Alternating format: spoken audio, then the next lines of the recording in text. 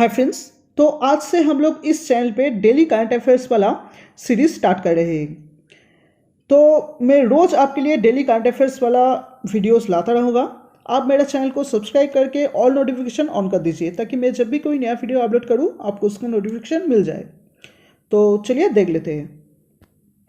तो देखिए फर्स्ट क्या है, the day after ensuring he finishes number 1 for a record of 7th year, Novak Djokovic beats Daniil Medvedev 4-6, 6-3, 6-3 in the Paris Masters final for a record 37th Masters title. ठीक है, it also gave Djokovic a record 6th Paris Masters title. Djokovic surpassed Rafael Nadal to win his 37th career ATP 1000 Masters title. Okay. So Association of Tennis Professionals, ATP means, okay. He will end this year as the world number 1 for the 7th time, breaking the record of American legend Preet Sampras, who remained at the top for 6 consecutive years, 1993 to 1998. Okay. So basically देखिए क्या हुआ है, Paris masters final पे Novak जोकोविच ने Daniel Medvedev को हरा दिया है। ठीक है, और हरा के उन्होंने क्या किया है, record 6th Paris masters title जो है वो अपने नाम कर लिया है। ठीक है, दूसरी बात क्या है, जोकोविच surpassed Rafael Nadal to win his 37th career ATP 1000 masters title. ठीक है, तो उन्होंने राफेल नाडाल का जो रिकॉर्ड था 36 कैरियर एटीपी 1000 मास्टर्स टाइटल, उस रिकॉर्ड को भी तोड़ दिया है।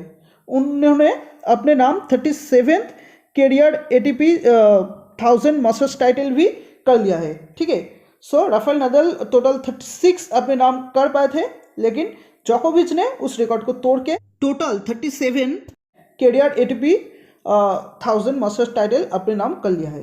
ठीक है, और तीसरी क्या रिकॉर्ड है, he will end this year as the world number 1 for the 7th time. ठीक है, breaking the record of American legend Preet Sampras, who remained at the top for 6 consecutive years, 1993 to 1998.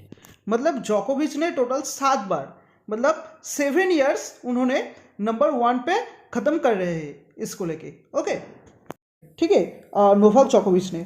Okay, तो इससे पहले ये record किसके पास था, प्रीत Sampras के पास था। ओके, तो प्रीत सैम्प्रास कॉन्सिक्यूटिव 6 years उन्होंने टॉप पे खत्म कर पाए थे। ठीक है, लेकिन जोकोविच ने उस रिकॉर्ड को भी तोड़ दिया है। जोकोविच कॉन्सिक्यूटिव 7 बार नहीं, बट टोटल 7 बार उन्होंने नंबर 1 पे खत्म कर रहे हैं। ओके, सो ये बहुत इंपॉर्टेंट है, आप ये अच्छे से याद रखिए। ओके, तो चलिए नेक्स्ट देख लेते हैं कि Rashid Khan of Afghanistan has become the youngest bowler to take 400 T20 wickets. तो रशीद खान यंगेस्ट बॉलर बन गया है जिन्होंने 400 T20 विकेट्स लिया है। ठीक है, he is the 4th bowler to enter the 400 club after Dwayne Bravo, Sunil Narine and Imran Tahir. So इससे पहले जो 400 विकेट था वो था डिवाइन ब्रावो के पास, सुनील नारिन के पास एंड इमरान ताहिर के पास। ठीक है, earlier Rashid Khan had become the fastest bowler to register 100 dismissals in T20 internationals during a T20 World Cup 2021 match against Pakistan. So इससे पहले रशीद खान ने 100 T20 इंटरनेशनल विकेट लेने वाला फास्टेस्ट बॉलर भी बन गया है।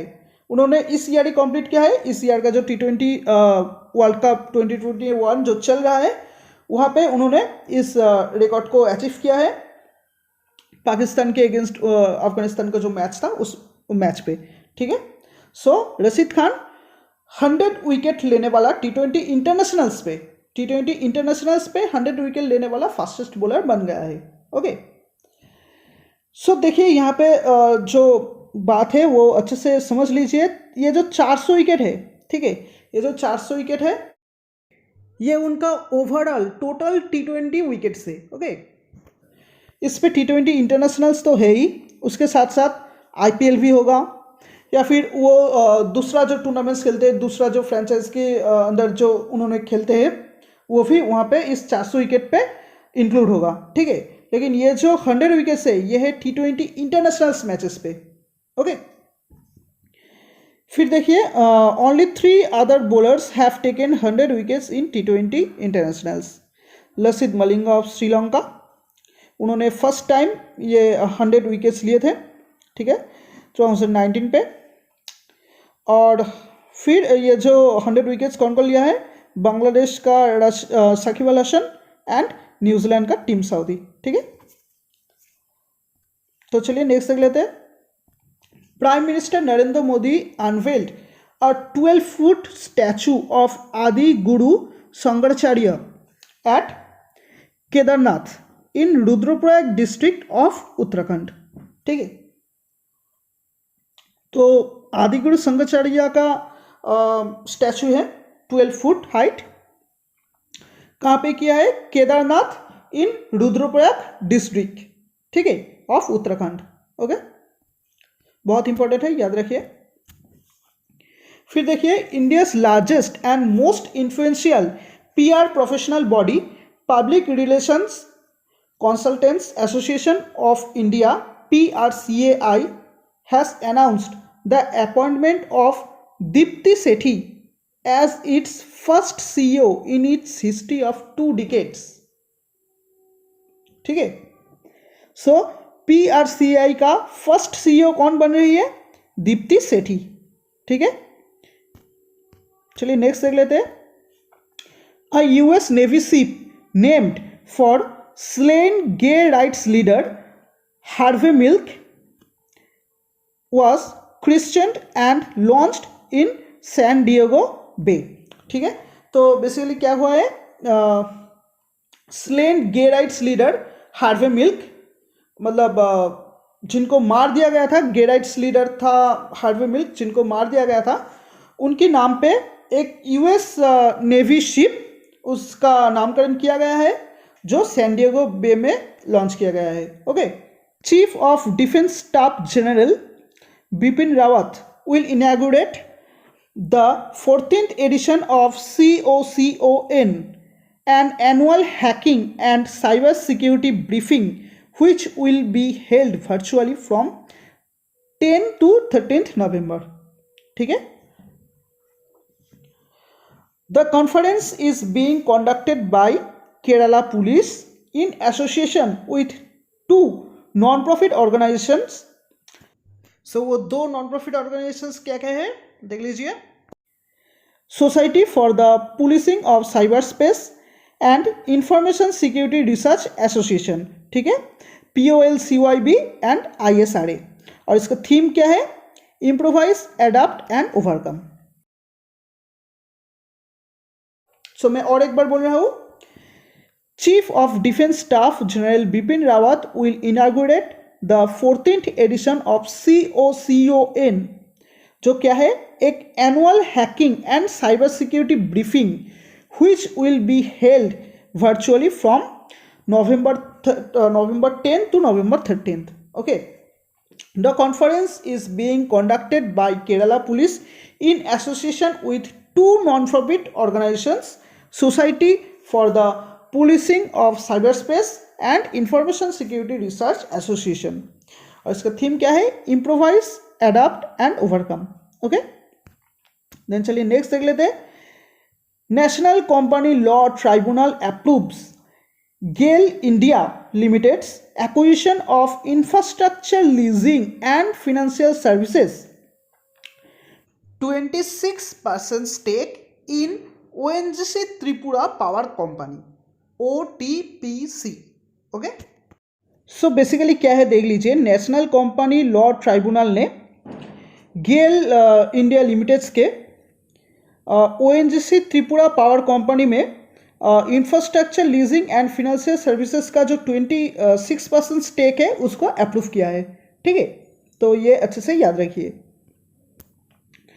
फिर देखिए ये बहुत इंपॉर्टेंट है, Assam cabinet approved the reservation of seats in the State Run Medical College for students from the T tribe community, ठीक है।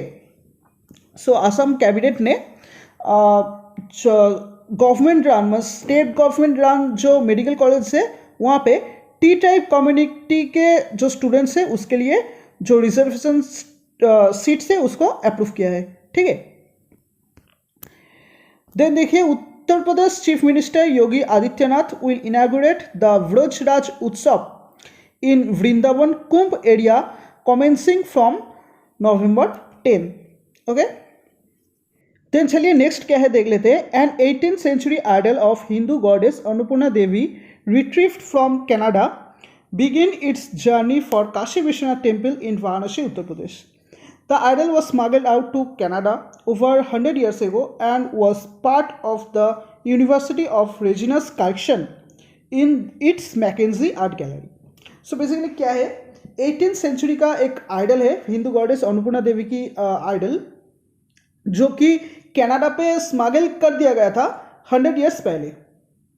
सो वो फिर से वापस लाया जा रहा है और उसको रखा जाएगा काशी विश्वनाथ टेम्पल पे, ठीक है। दिन चलिए नेक्स्ट क्या है देख लेते हैं। नवंबर 8 मतलब आज is observed annually as world radiography day to commemorate the discovery of X radiation और X rays. So X rays तो हम सब जानते हैं, तो एक्स रेस का जो डिस्कवरी हुआ था वो आज ही हुआ था, ठीक है।